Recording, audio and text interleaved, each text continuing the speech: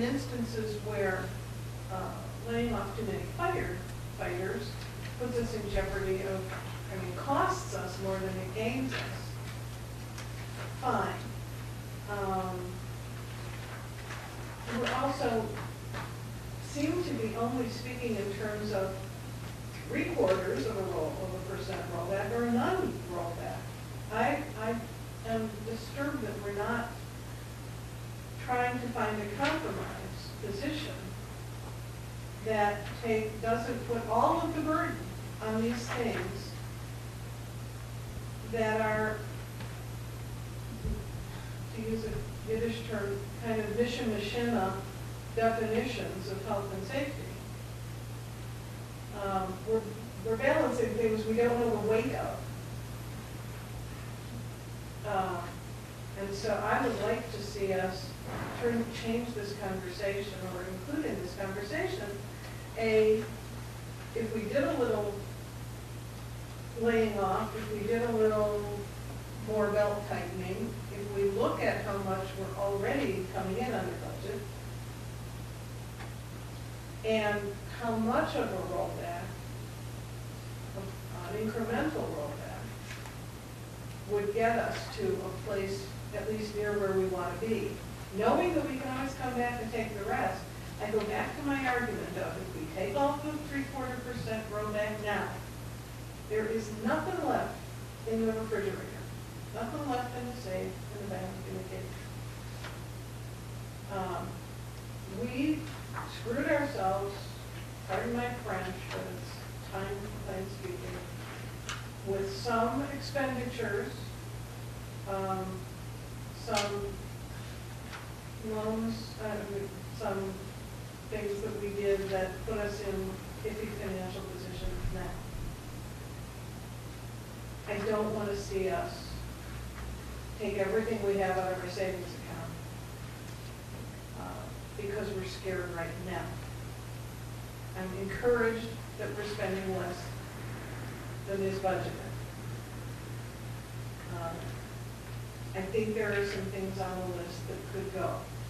And I know that our citizens want to see us spend less if we're going to ask them to contribute more. I just think that it's unfair for us to say that we don't know where the monies have been cut.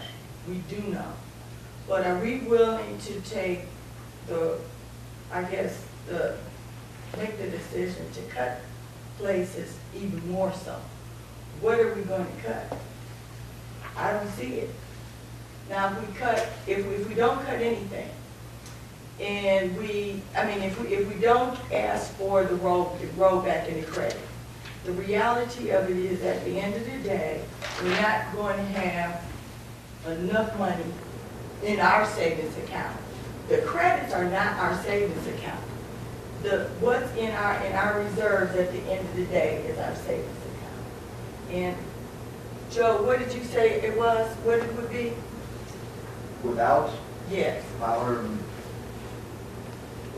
$600,000. Now, if we have $600,000 in the bank at the end of the year and no credits, if a water main breaks, how much will it cost us? Or we have a major catastrophe, we would be bankrupt. That is a problem. Because you have receivables. You have a tax credit sitting waiting for you to pull. And you're still talking about it as a full, you say it, the tax rollback, implying the only way we can deal with the tax rollback is a full 3/4%. Well, I don't want to jump ahead. Go ahead. No, I just wanted to say that Joe provided us with the information at 0.7, 0.75, 0.5, and 0.25. Joe himself indicated that we're down close to his current projections are close to $500,000. We don't know what in 2 or 3 months those projections could stay the same, or they could go up, they could go down, but it seems like everything is going in a downward direction. And without, second guessing the chiefs on what they've said,